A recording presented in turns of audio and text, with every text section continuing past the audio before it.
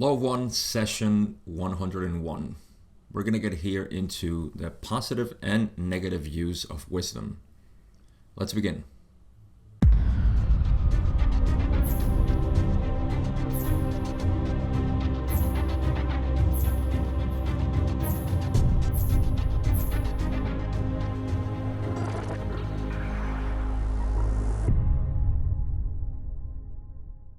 This is an entirely dedicated session to personal material. I am not sure if they used to plan this, meaning that they didn't have any questions in regards to, the investigation that they were doing. And so they sort of just dedicated this to the improvement of the content. But that's how they came out. My guess is that yes, and that is, to me, actually, if we study the material, sometimes we think, oh, this session doesn't have anything that, gives me about whatever topic we're interested, right, within the law of one. But I think this was a clever thing to do and an important thing to maintain the content healthy. So they did the right thing, I believe, and it shows that they cared, for the continuing of the contact. Although things were going downhill from this point. And so all these questions here are about them. There's not archetypical mind or anything here, but because of the language that they use and the level of communication that they're having this dialogue in, we get a lot of good information. One of those being the use of wisdom, as we'll get into. I recommend that you read the commentary in book 5. Links in the description. Go to lawofone.info. That's the easiest way in which you can get into the session and read the commentary pertaining to that session. So, you can get an idea of what was going on, what Jim and Carla commented on, and this is all part of book 5, as you know. So, again, I'll try to make this one video. I'm not sure because it's sort of long/short. Let's see where we get into and how much I rant about things, or I go on a tangent. So let's read and find out what we have. First question, Don, as usual, asks, could you first please give me the condition of the instrument? And Ross says, all energy levels of the instrument are somewhat diminished due to the distortions of physical pain and recent mental emotional catalyst. However, the energy levels appear to be very liable to be improved in what you call your immediate future. So, all right, her energy levels were diminished because of the usual physical pain that she was it was like her normal condition, you might say, and some recent mental emotional catalyst, which I am guessing also is part of the issue that they were having, communication and all of that. By the way, this session was recorded in December 21st, so almost a month after the last session, which was November 29th. That was session 100. So they were taking longer now between sessions, something that I mentioned in the past, and I'll continue to mention because it's noticeable how the next 5 sessions are going to be spaced out across months and even a year, almost 2 years from now, from 1982. Okay, so Carla's energy levels are bound to be improved in the near future. Don says in question 2, thank you. What has caused the swelling in Jim's body and what can be done to heal it? So here's the longest question of the whole session, or answer. So Jim was also suffering from some swelling. He explained this in the commentary as having to do with his kidneys. So let's see what Ross says. They say, for the answer to this query, we must begin with the consideration of the serpent, signifying wisdom. This symbol has the value of the ease of viewing the two faces of the two, or the one who is wise. Positive wisdom adorns the brow, indicating indigo ray work. Negative wisdom, by which we intend to signify expressions which effectually separate the self from the other self, may be symbolized by the poison of the fangs. To use that which a mind-body-spirit complex has gained of wisdom for the uses of separation is to invite the fatal bite of that wisdom's darker side. So wisdom is something that cuts both ways, of course. You can have knowledge or understanding of reality. Now, I wouldn't even necessarily call this, although knowledge is derived from here. Let me see if I can frame this properly. You see, there is an understanding of how things work. You understand the way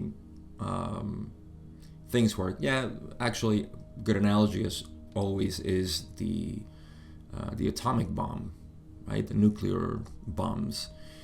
We could have used that energy for something else than destructive weapons, but we can still use it, right? So it's a neutral energy that can be used for constructive or destructive ways. Same thing with wisdom. Wisdom being the knowledge of how reality works. And how do you use that? Well, do you start a spiritual practice that goes along with that to polarize yourself, and at the same time you aid in the polarization in that direction for others? Or do you do it in the other way, which is control, manipulation? So sects, cults, and that kind of thing. That's the negative use of wisdom. You know how things work. You know how psychology works. Even global domination, right, which is an endeavor in our society, that signifies, the use of negative wisdom. Now, individually, we also have this. If we understand how things work and we have this higher intelligence, we can get into some patterns that are destructive, so to speak, for others. So how to manipulate people and how to gain what I want and so on. That's the negative use of wisdom. And of course, the positive one is the one which wishes to share and liberate other beings. It's not so complicated. Negative, as always, is a use for control, domination, manipulation, and so on. Whereas a positive one is one of inspiration, liberation, love, and acceptance. So depending on how we use that knowledge, that wisdom, then yes, it will be a different thing. And again, I want to make the distinction. This is the distinction I wanted to make when I started talking about this. There's a difference between knowledge and wisdom. And wisdom is simply knowing the reality of things. We don't need knowledge for that. You see, knowledge comes out of that. So wisdom is how things work. How we use wisdom will show our knowledge, and that's, I guess, what I wanted to point out. Wisdom is just knowing what things are, how things are. That doesn't require much intellect, if any at all. In fact, it can be an obstacle, a hindrance. So, okay, what else does Ra says? They say the entity has a mental emotional tendency which has been lessening in distortion for some of your space-time towards negative wisdom. They're talking about Jim, by the way. The entity, being already aware of this causes us not to dwell upon this point, but merely to specifically draw the boundaries of the metaphysical background for the energizing of a series of bites from one of your second density species. So here they're essentially saying Jim has had a mental emotional tendency which has been moving towards negative wisdom, basically. So I can possibly relate to this by if I don't like a situation and I know how things work, then I can possibly use this to manipulate things into falling in the way that I wanted, right? So this is an emotion that is not pleasant, obviously, because first you're acknowledging that reality, you're resisting the present basically, and then you're using your resources, your mental resources, to try to shape reality to your whim, to what you want. So that's negative use of wisdom. It's very interesting, these subtle things that can get in our minds and what we want from reality and so on. I feel like I can mention a little bit the law of attraction here, which is it's one of those topics that can be confusing for a lot of people, especially when you get into non-duality and you understand that none of this is necessary.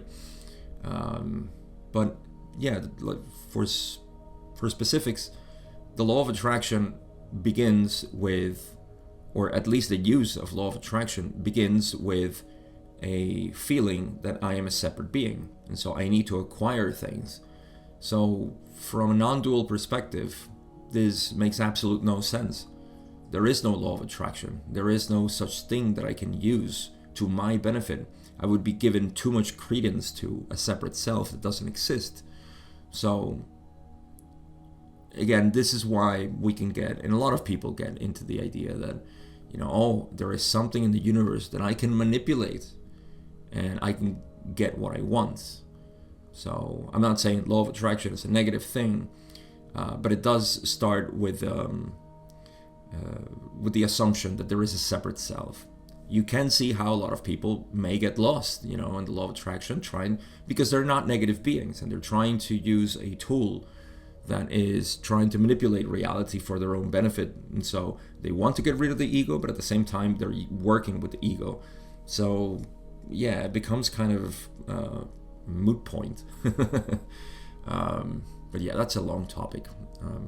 I shouldn't even mention it because there's much to say about that. But yeah, if you can see that, if you can just see that the law of attraction, or the intent to use the law of attraction, which again, is not a bad thing.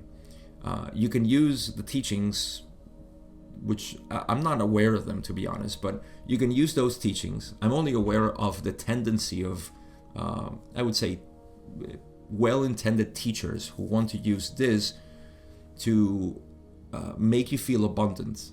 All they're doing is eliminating skillful teachers, I'm saying. They will show you how you don't need things.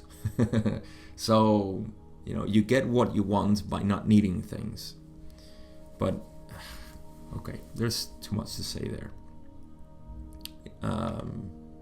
Yeah, let me continue and not add more to this. Like I said, this is a long answer. So yeah, Jim knew about this, by the way. Like, he knew that he was getting into this mentality, and so he wanted to know more about, obviously, his body. And so that's why Ross said at the end. Let me go back to that. They said Jim, in essence, knows about this, and so he wants us to talk about the metaphysical background of the bites of some second density species. And it so happens that these are spiders. Ross says, in this case, the bite was no more than that of one of the arachnids, sometimes called the wood spider. However, it is possible that were enough work done to test the origin of the pathology of the entity, it is within the probability limits that the testing would show the bite of the cottonmouth rather than the bite of the common wood spider. It's an interesting point, because I remember reading, and again, I invite you to read the commentary. I think Carla mentioned that it was priceless, the face of the doctor when they read the diagnosis of Ra, saying that, in essence, they're saying, all right, he got bitten by a spider, and that spider is it's actually the wood spider. But if you do testings, it'll show like it's the cottonmouth, because that's the usual one that they think it is, but it is actually the wood spider. And yeah, I mean, Ra knew exactly what Jim had, and they don't say much, but I think, yeah, the doctors, I guess, checked, and yes, it was the wood spider. So yeah, he got a series of bites from this spider, and let's see what happened. They say the energizing took its place within the lymphatic system of the entity's yellow ray physical body. Therefore, the working continues. There is increasing strain upon the spleen, the suprarenal glands, the renal complex, and some probability of difficulty with the liver. Further, the lymphatic difficulties have begun to strain the entity's bronchial system. This is some general information upon what is to be noted as a somewhat efficient working. So these are all the organs that were affected. I don't have much to say here. Kidneys, liver, and lungs as well, and the lymphatic system as well, which, you know, takes care of all the mucus and getting rid of all these toxins. So yeah, even his lungs were affected by the bronchial system. So okay, there is a correlation here, and they'll talk about this. If you have been paying attention, you saw that Ra talked about negative use of wisdom, which is the poison fangs of the snake, and Jim is dealing with some poison from some spiders. They say the removal of these distortions has several portions. Firstly, it is well to seek the good offices of the one known as Steward, so that harsh chemical means may be taken to reawaken the histaminic reflexes of the entity and to aid in the removal of edema. Secondly, we suggest that which has already begun, that is, the request of the one known now to this group as Bob, that this entity may focus its aid upon the metaphysical connections with the yellow ray body. Thirdly, the entity must take note of its physical vehicle's need for potassium. The ingesting of the fruit of the banana palm is recommended. Fourthly, the links between the swelling of contumely and the apparent present situation is helpful. As always, the support of the harmonious group is an aid, as is meditation. It is to be noted that this entity requires some discipline in the meditation which the others of the group do not find necessary in the same manner. Therefore, the entity may continue with its forms of meditation, knowing that each in the group supports it entirely, although the instinct to share in the discipline is not always present. So I guess maybe that's a message for Jim as well, in terms of meditation. Like, you don't need, them to be doing meditation with you or just like you. The way you need it is not the same as they need it, and that's of course perceivable by each one of us. Like who needs one. There's more to this answer, but I wanted to make a pause here. What they recommended was, one, look for Steward, I guess a doctor that could prescribe some antihistamines for the allergic reaction. I suppose that's what may reawaken the histaminic reflexes. I'm not sure. And to aid in the removal of water in the body, which is the edema. Speaking of water, my allergies are beautifully flaring up because of spring. So yeah, this is also part of my histaminic reflexes.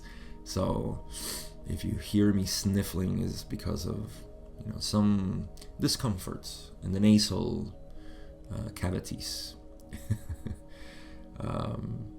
Okay, so secondly, look for Bob. Bob seems to be like an energetic healer, and so it would aid in the connections with the body and what was happening metaphysically. And thirdly, eat some bananas or plantains, I'm not sure, but bananas maybe for potassium. Fourth, this is the, I guess, the one that is about meditation. Check the links between the swelling of contumely. New word for me. Contumely means arrogant or disdainful. I guess this is the attitude that was present in Jim, right, with the negative uses of wisdom. So check that, and also the reaction in the body. Like, see the links between your mind and your body, especially in this present situation with the bites and swelling and all of that. Yeah, the meditation I already covered. I think this is the last part. I should have read this. Ra says, each entity has its ways of viewing and learning from the illusion, and each processes catalysts using unique circuitry. Thus, all need not be the same to be equal in will and faith. This is an important note because we may ask too much of ourselves in meditation, especially when we hear so many modalities of meditation. And this is something that I am keen on removing in my teaching over and over again, because I often see what is the imbalance, in people's minds that causes some sort of disturbance, right? And this is one of them. Oh, I don't know how to meditate. I'm scared of meditating. I'm great at meditating, and all of this. It doesn't matter. There is no wrong meditation, period. All meditation seeks is to,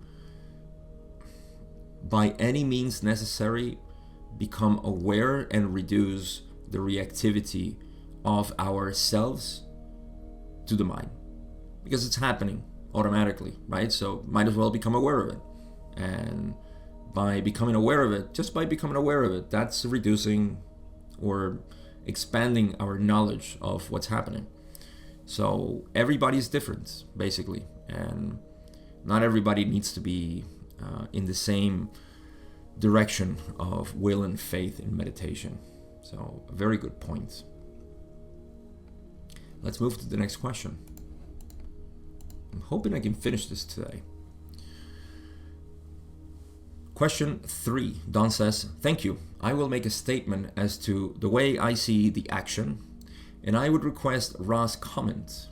I see the present position as the creator knowing itself presently using the concept of polarization. We seem to accentuate or to produce catalysts to increase the desired polarization, whether the mechanism be random through what we call the higher self, or through the services of an oppositely polarized entity acting upon us with catalyst. I have a correction to make here. He continues and says, all of these seem to produce the same effect, which is more intense polarization in the desired direction once that direction has been definitely chosen. I see catalyst of the second density insect bite being a function of either or of any of the sources of which I have spoken, from random to augmented through the higher self, or through the oppositely polarized services of those who monitor our activities, all of which have roughly the same ultimate effect. Would Ra comment on my observation? And Ra simply says, we find your observations unexceptionally or unexceptional and in the large correct. So in essence, yes, what you say is correct. My only correction of all of this, and it's not a correction, it's a refinement, right? Correction, no, a refinement is not a correction. It's simply, how can I make this a little bit more relatable and less complex? Because Don is, in essence, producing here a broken down mechanism of catalyst and polarization, right? How does it present? And again, this is characteristic of, well, if we want to study metaphysics, then we get into these kinds of breakdowns. So he mentions 3 types of ways in which we can get catalysts: random, higher self, or through negative, in this case, negative beings, right, that affect us. I suppose that catalysts can be seen that way, and that's okay. But ultimately, it is the self, right? Only the self is providing catalysts for the self. That's a lot easier to see it. We don't have to get into random, which is logoic. Again, what's the logos? The self. That's random catalyst. Fine. It's only random because of our level of awareness. And we think, oh, it's random. It's coming from... It's not random, really. It's almost like random mutations. It's not random. It's what evolution wants, or what the intelligence of the earth wants. It's not random at all. You know, it's just the path of least resistance. That's what evolution is, you know? So there's an intelligence behind that. So in the same way, catalyst is not random. It's intelligent. It's just that we don't perceive it, right? And us, in our materialistic science, we cannot perceive the intelligence behind adaptation. And simply, you know, well, these are the conditions that have presented now because of who knows, you know, how many factors in the ecosystem. Well, this is the way I'm going to play now.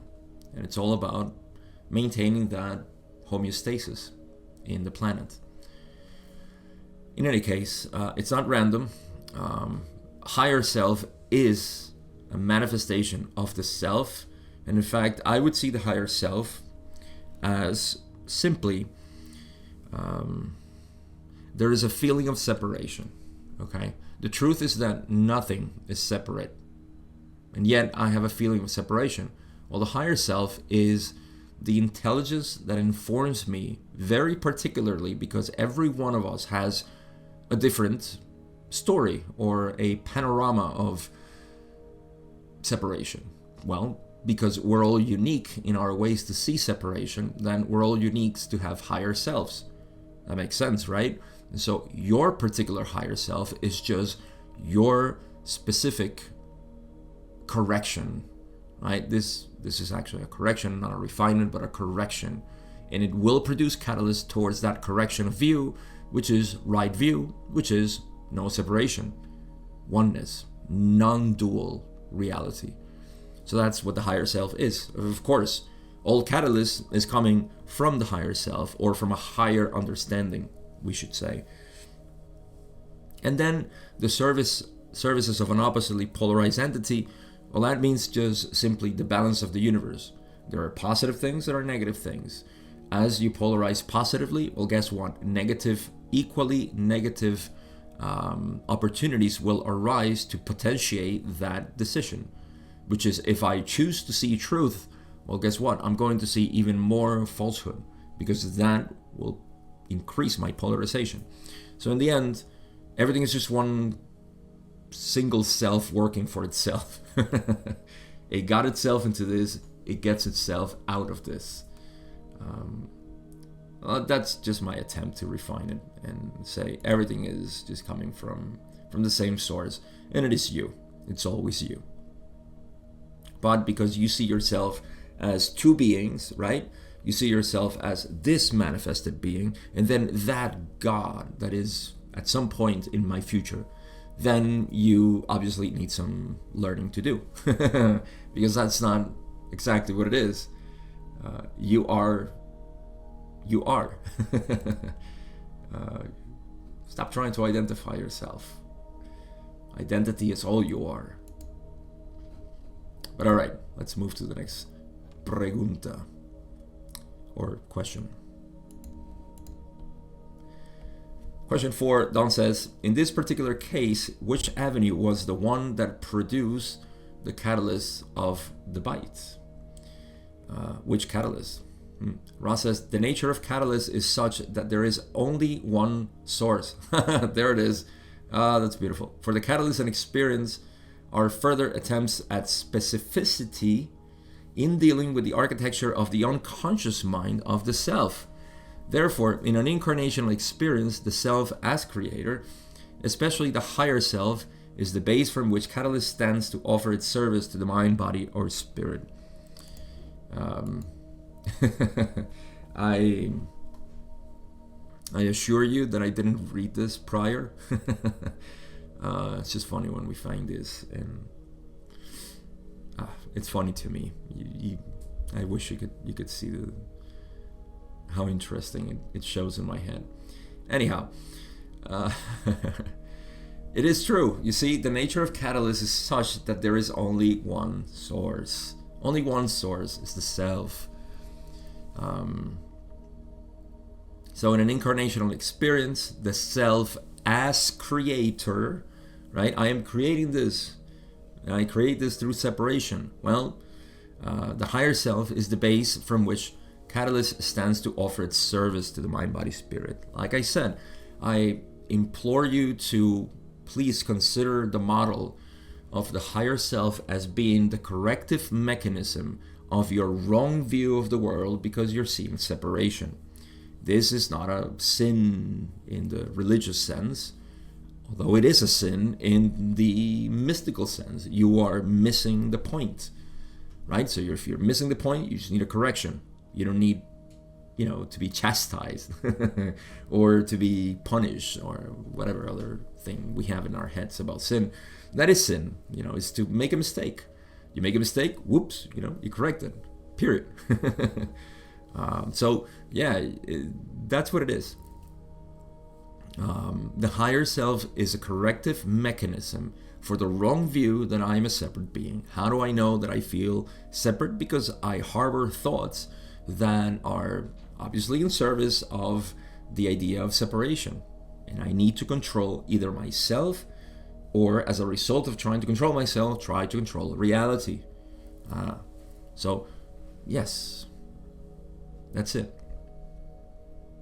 And once again, they mention catalyst and experience, two archetypes. There are further attempts at specificity in dealing with the architecture of the unconscious mind of the self. Small mention there of the archetypical mind. So yes, the unconscious mind, of course, is that which produces the idea of separation so vivid. So dealing with that is the purpose of the higher self. In other words, deep inside but you just don't remember. So that's it. There's more to say here. Ross says, in the sense which we feel you intend, the source was the fifth density negative friend, which had noted the gradual falling away of the inharmonious patterns of the distortion called anger, frustration in the entity.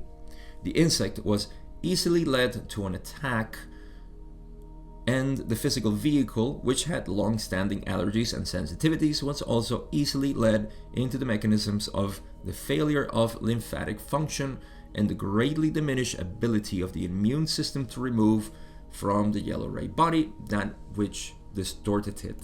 So I guess the poison, right? Now, Ra is making the concession to Don by saying, okay, since you break it down this way, so let's talk about what caused it. Many things, actually.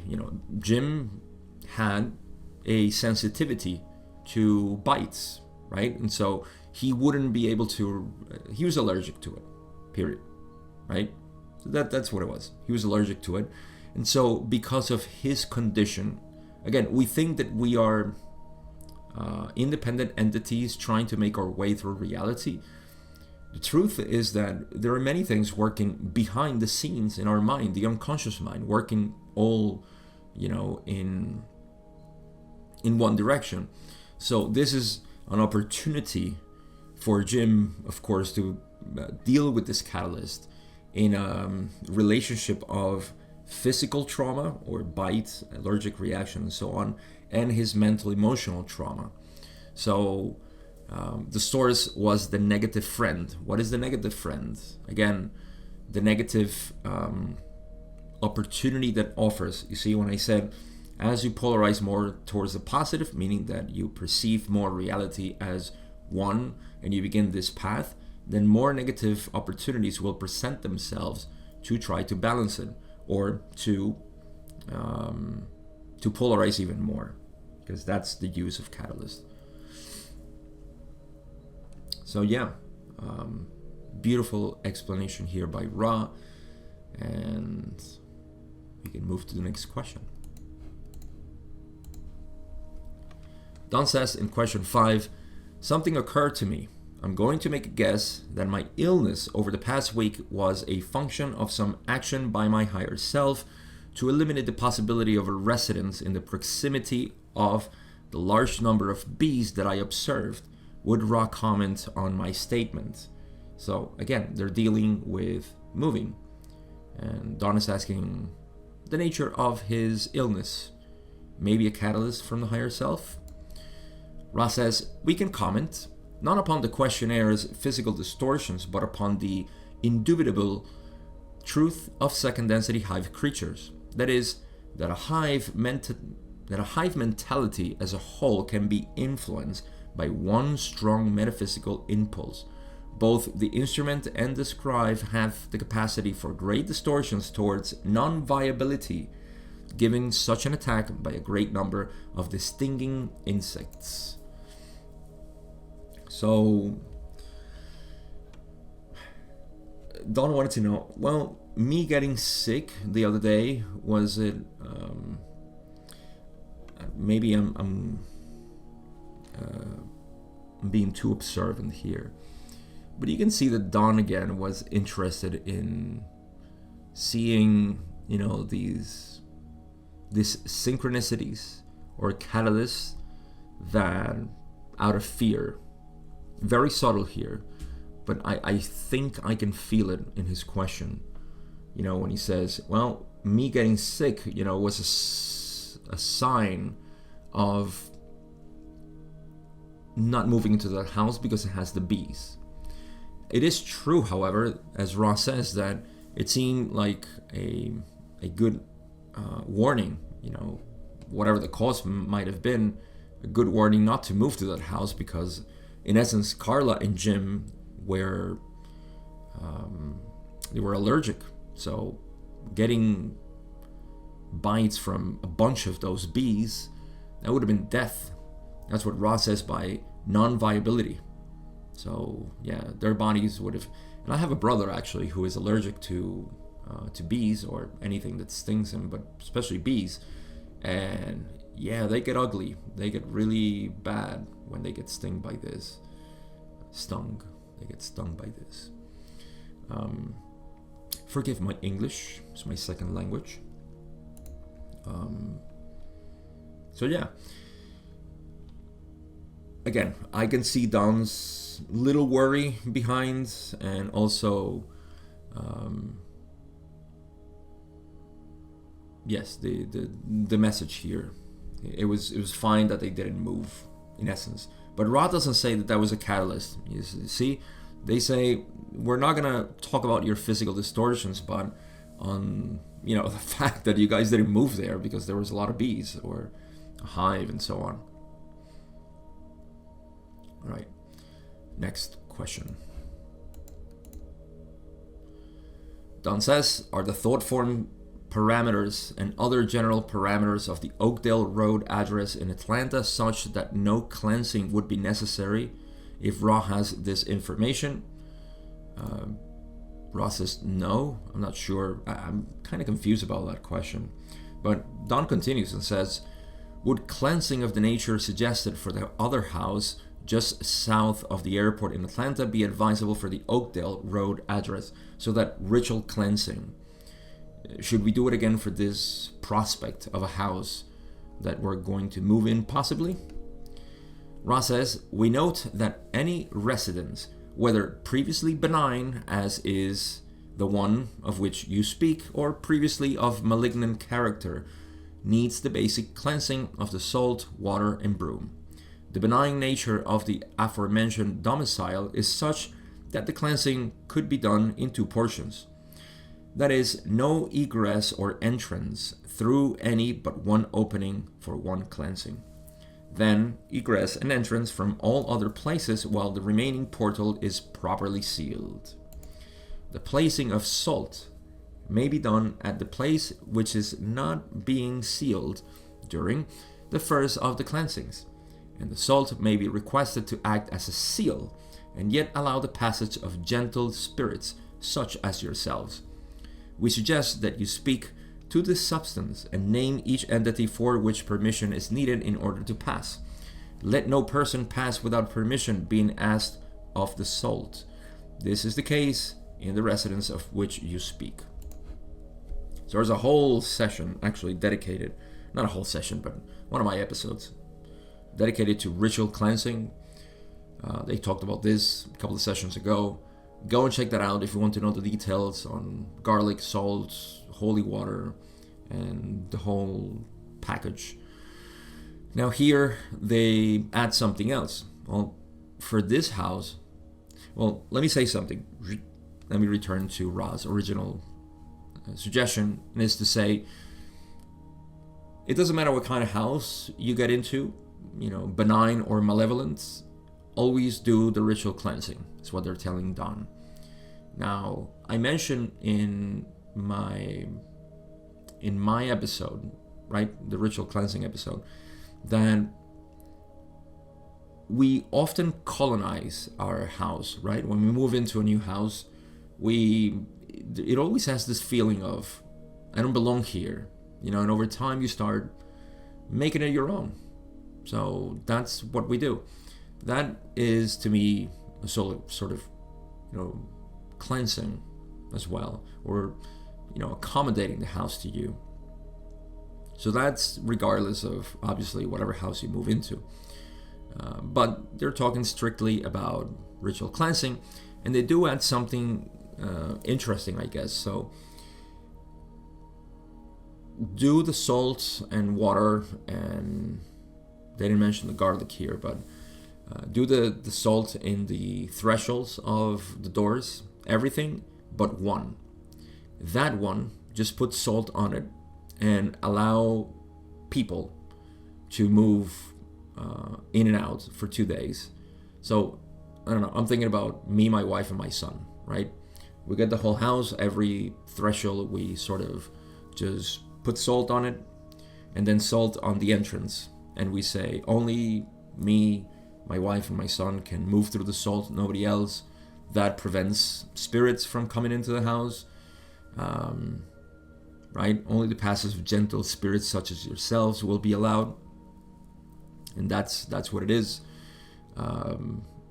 And yeah, the next time, then you clear out all the thresholds except that one, and that one you do nobody can pass through, so it'll be a sealing for 2 days too.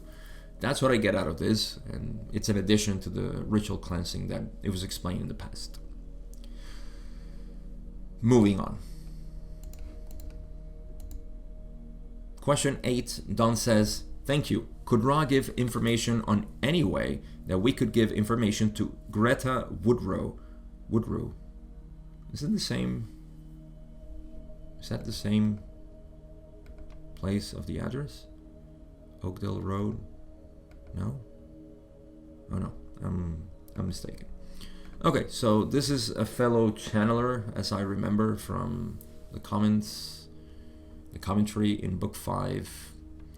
So can you give us some information that would alleviate her present condition of swelling? So Greta Woodrow, a channeler, fellow channeler, friends with, I guess, Don, Carla, and Jim, had a swelling condition.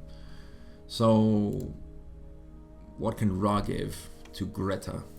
They say, We may only suggest that the honor of propinquity to light carries with it the law of responsibility. I'll analyze that in a bit. The duty to refrain from contumely, discord, and all things which, when unresolved within, make way for workings, lies before the instrument of which you speak. This entity may, if it is desired by the scribe, share our comments upon the working of the latter entity. So they're recommending the same thing or to check out what they recommended to Jim. Interesting, right? Because Jim was suffering from swelling, and so was Greta. I'm going to finish and then go back to this. Ra says, the entity which is given constant and unremitting approval by those surrounding it suffers from the laws of the mirroring effect of those which reflect truthfully rather than unquestioningly. This is not a suggestion to reinstate judgment, but merely a suggestion for all those supporting instruments. That is, support, be harmonious, share in love, joy, and thanksgiving, but find love within truth. For each instrument benefits from this support more than from the total admiration which overcomes discrimination. My God, this is a great advice. It's beautiful, beautiful. So let me start with the most abstract part, which is the first paragraph. So honor the propinquity. That seems to be closeness in the vicinity of, right? Honor the closeness or in the vicinity to light. The honor of propinquity to light. The honor of propinquity to light carries with it the law of responsibility. Even that confuses me. Now, the duty to refrain. Yeah, I'm not sure what does that mean. That's a little too poetic for me. The duty to refrain from contumely, discord, and all things which, when unresolved within, make way for workings, lie before the instrument of which you speak. So there's a lot of stuff that she wasn't able to resolve for reasons that they explain in the second paragraph. But you see, they're saying the duty to refrain from contumely, which again, they repeat this word here, which means discord, disdain, arrogance. You know, she was suppressing anger. And we do this. Like, why is it so bad to repress or to have anger? Why is it so bad to be angry? What's the problem? You can be angry. Why is that a problem? Somehow we think that's a problem. I shouldn't be angry, so I need to repress it. Well, that happens. And guess what? You're swallowing all that negative energy in you instead of just being angry. You get angry, you get over it, you laugh, and you move on. Period. As long as you're not harming somebody else, of course. Then, yeah, for the sake of, people's happiness, then you can repress it. But then somehow vent it. Trying to find a way to vent it. In any case, because of that, then, that causes, in essence, her repressed anger and other things were not, discord and all these things that are unresolved within, they make way for the workings that swelling that happen. So, yep. That's how negative emotions can get you in the body. Then Ra says that the entity which has been given constant and unremitting approval by those surrounding it suffers from the loss of the mirroring effect of those which reflect truthfully rather than unquestioningly. So, if you're surrounded by people who are, I think of Spanish words for this, but not in English, just, butt kissing, that's what I'm going to say. Just, admiring you and saying, oh, how great you are, and all these things. And, you bask in that, you're losing the capacity to mirror yourself, for people to, which doesn't mean, you need to get around people who are aggressive and, I don't know, hurtful, right? That's not what this is saying. In fact, this cuts both ways, because you shouldn't buy at all into these, I can't think of the word. Into this, I'm gonna have to look it up. It bothers me that I don't have a word in. Here it is. That's the word. Idolism, idolatry. It's the same thing. It's the same thing. Idolatry, idolatria. All right, so idolatry. Yes, if that's what the reflection is giving you, or people are giving you, then you lose the capacity to mirror yourself in others. But when you're surrounded with people who are lovingly truthful to you, then you're able to see those things. Now, the best example I can give is, children, right? Like my son, for example. That's like my own experience. There could be a tendency for us to be, what do they say? Constant admiration, right? Idolatry for your kid, because you don't want them to feel bad. But there's also a loving way to say, listen, that's probably not nice. This is not good, and you are, failing at doing this properly, and so on. I mean, I can't give really good examples, but yeah, it's there. It's not. Just reflect what is true. Reflect what is true. You won't go wrong with that ever. Try to be compassionate, of course. When you express your truth, try to be compassionate. Try to learn from your compassion. But yeah, like Ross says, this is not a suggestion to reinstate judgment, but merely a suggestion for all those supporting instruments for people, right? To support, be harmonious, sharing love, joy, and thanksgiving. But find love within truth. There is love within the ability to tell somebody the truth, of what's happening. Listen, it's not working for you. Let's be honest. Don't think that, I'm doing great.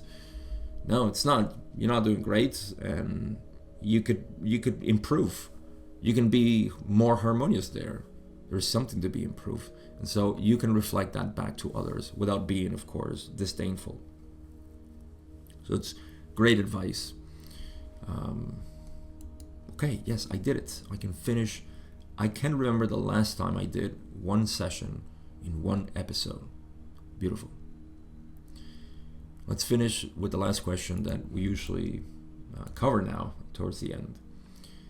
And it's Don saying, thank you. I see that the 45-minute timer window has passed, so I will ask if there is anything we can do to make the instrument more comfortable or improve the contact.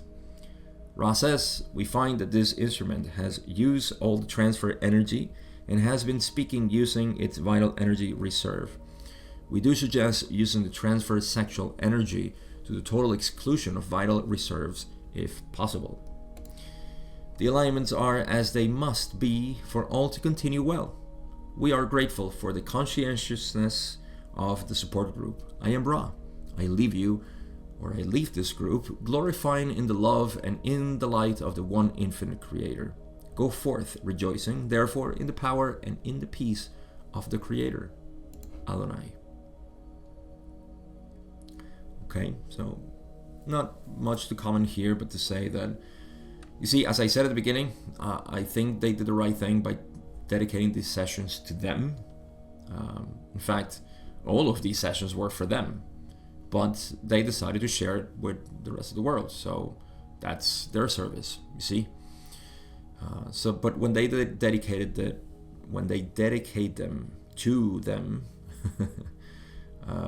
then Ross says the alignments are as they must for all to continue well. See, even though Jim was sick and Don was sick before and Carla was still obviously physically low in energy and mental, emotional, just because they dedicated themselves, to or this session to them. It's great. It's great. That's all they need to continue the harmony.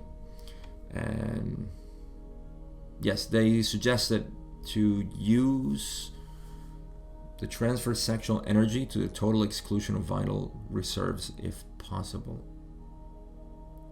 So I guess that's something that Carla decided, or would have to decide, to use the transfer sexual energy, excluding the vital reserves. I don't know. I imagine Ra looking at tanks of energy, vital, sexual, physical. And so they say, let's use the physical. That's better than using the vitals. Vitals are going to deteriorate the body even more, and her whole sense of being, mental, emotional, everything. So let's just use sexual transfer energy. That's the most reasonable. Yes, so you can imagine if her vital energies were low and her physical energies were always low, then, well, that's the tank that remained. All right, so that's it. Conclusions. I just decided that I'm going to, since we're talking about personal material, I'm going to give personal conclusions here, which is just me talking about myself. Not very interesting, I know, but I hope there's something that can be, useful. So, I have to say, as I get close to the end of the Ra contact, there's a part of me that actually feels elated by it. I'm excited to finish this, because it's been a project for 4 years, and counting, and I never stopped. Actually, this was my commitment. I decided to do this continuously. If you look at my channel, and this is what I want to talk about, if you look at my channel, I've been going through a lot of exploration through the past 4 years, and the raw material is the only thing that was an anchor, so to speak, the only thing that has been continuously going. So everything else, if you look at my channel, is sort of like my mind. You can look at my mind going specifically, very dedicated with the raw material. And then all the videos that come, left and right are sort of expressions of what's happening, in my mind at the time, as I went through this process of seeking, finding, and now sharing. Because that's the way I can describe my own path. I was seeking for a while I was doing the raw material. I found through that process, I would call this 2021, when I finally, and everything just clicked together, and it's been, amazing the last 3 years, now that I found what I was looking for to be able to share it. And that is what I simply call the direct path. I use it just because it's kind of like a trademark. I know it sounds horrible, because the direct path is just something that, it's not even a technique, it's not even a method, it's just saying, let's go straight into the matter of things, man. Let's not beat around the bushes anymore. That's what the direct path is. What are you, a seeker of truth? We got this, we got truth. Truth is now. So let's investigate that. No, but my mind says, no, forget about what your mind says. Your mind is fickle. Your mind is, it's temporary. Focus on what's true. So that's what the direct path is. Funny enough, we find all the things that we are looking for. The whole raw material makes sense within the direct path. So that's basically what has been my path. And as I approach the end of the raw material, I think about the things that I'll continue to do. Well, obviously, this teaching is at the forefront of what I do now, and what I will definitely continue to do until I drop dead, until my physical, chemical, yellow ray body ceases to be viable for this incarnation. But yeah, that's the prospect I'm looking at as I finish this. It's going to be in the next couple of months, and I'll continue to just go through this teaching and making it available for more people I have my own spin on it. I I I obviously love the model of the law of one because it explains so many things. But I find that for a true seeker of truth, it can get in the way. So let me be honest, it can get in the way of looking straight at reality as what it is. And that's why I suppose my own mind found more solidity in Zen. And that's why my mind is shaped by Zen, perhaps more than even the law of one, to be honest, because Zen is practical. Law of one is conceptual, and it's a rather, beautiful model, but still conceptual. And we can get too much in our minds. Whereas, to me, Zen is just what is, and you can't deny it. And so, I think last time I said that the true teacher is silence. Everybody can remain silent and understand. You see, be still and know that I am. That's silence. Be still, silence, and know that I am. Boom, that's it.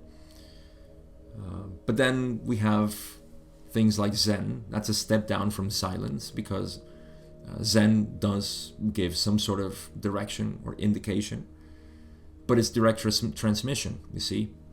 And the direct path is actually a step down of Zen to make concessions, more concessions to the seeker who feels that it needs to find something. And from the direct path, well, every other progressive path can be surrounded here, because all progressive paths are going to where we go straight with the direct path. So yeah, I have a passion for just showing this to the world, because coming out from, this last thing, being involved with the raw material, I have seen the people that are attracted to it, and the audience that I have been dealing with, not only in English but in Spanish.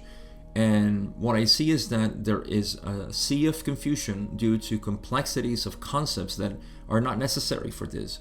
In other words, we tend to confuse the studying of metaphysics with spirituality. There is no such thing. There is no connection between metaphysics and spirituality.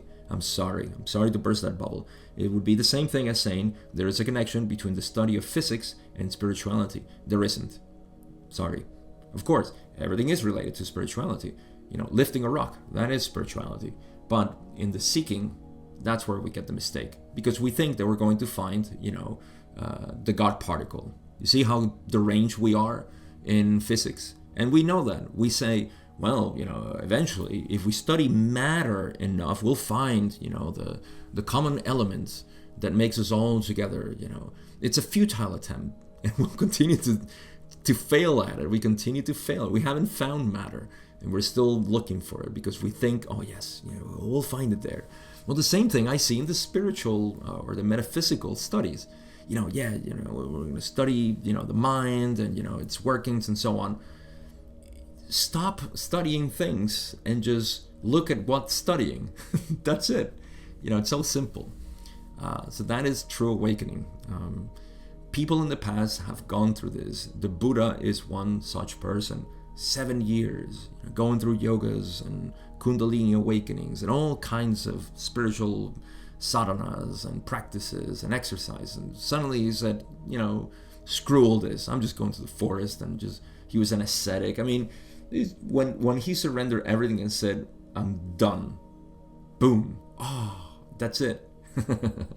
So I see the same thing happening now with this explosion of metaphysical concepts and models, and the dimensions and the entities, the different types of planets and all these things. Yes, they're fascinating. Sure, that's a plausible and very likely let's say model of reality. Of course, consciousness is infinite, and so it will manifest infinitely. Great, but do we need to study all of those things to realize the infinite? Not really. So that's where I want to bring people back to, back to foundation, to the basics of it. After that, you can go and explore anything you want. You're free. This is not an exclusive thing. It's excluding everything else just for this. No, this is the basics of it. I began to joke that this is kindergarten. This is first grade. What you do afterwards is just what do you want to do. You need to learn the basics first. At least that's how I felt, and that's what I want to share. So again, how do I do this? In the description, you will find Instagram if you want to contact me to do this as your mentor. I guide people on this, at least for the moment I'm doing it. Also, if you want to just check it out on your own, of course, I recorded videos, meditations that go straight into this investigation of the self, straight into it. It's called the direct path. I feel a bit of a charlatan by using, direct path because, I don't know, it's just the phrase that I love and that I put in. But again, it's just an investigation of the self. The course is in the description in my website. And lastly, Telegram. Take a look at Telegram channel. It's free. You can join. I'm doing group calls there for support, for talk.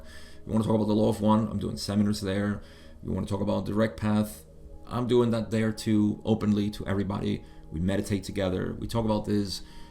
Just share. This is all about creating community, and that's what I'm all about.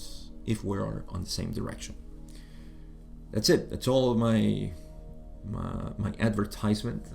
We're going to session 102. Beautiful. It's going to be personal material as well.